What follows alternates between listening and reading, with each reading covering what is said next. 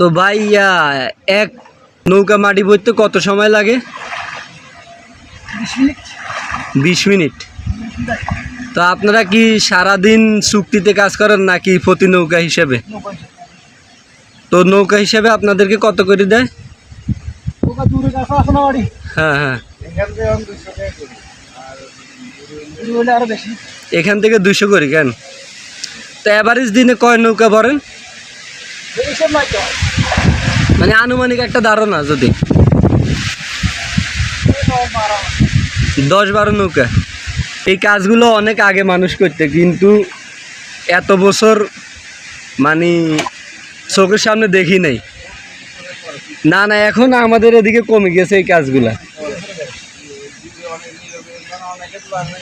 হ্যাঁ হ্যাঁ হ্যাঁ, হয়তো এটাই হইতে পারে।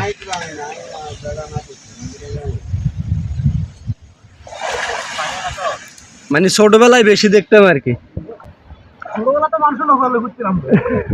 নৌকা নিয়ে ঘুরতাম, কোনটা নিয়ে ঘুরতাম। পাগলা কোনটা চিনেন নাকি? পাগলা কোনটা ওই তাল গাছ দিয়ে যে বানায়, ওই কোনটা দিয়ে ঘুরতাম ছোটবেলায় আর কি। আর এখন তো হারাই গেছে এগুলা, সময়ের সাথে সাথে অনেক কিছু হারাই যায়।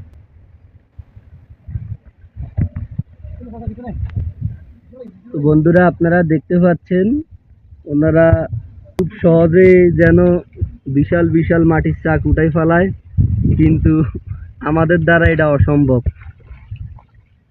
তবে বিষয়গুলো অনেক সুন্দর। আপনারা দেখতেছেন ওনারা মাটি কাটতেছে, এই তো ওনাদের মহাজন। আচ্ছা ভাই, আপনাদেরকে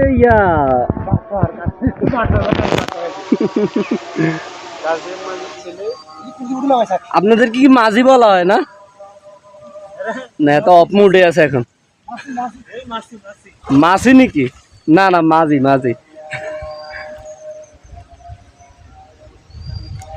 আপনারা দেখতে পাচ্ছেন এই কাজের কন্ট্রাক্টর, ওনার মুডে অন্যরকম। ওরে ওরে এত শরম পায়, উনি যাইতে গেছে, উনি যাচ্ছে।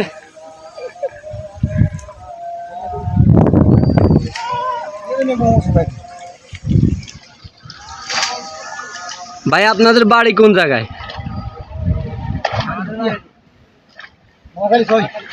নোয়াখালী। এই জায়গায় কি ভাড়া থাকেন না?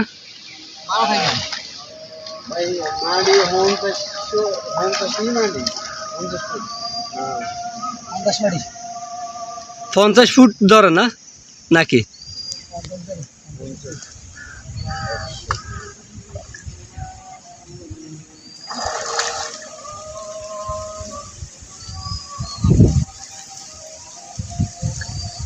সাতশো 600 হিসাবে তো অনেক ভালো হিসাব।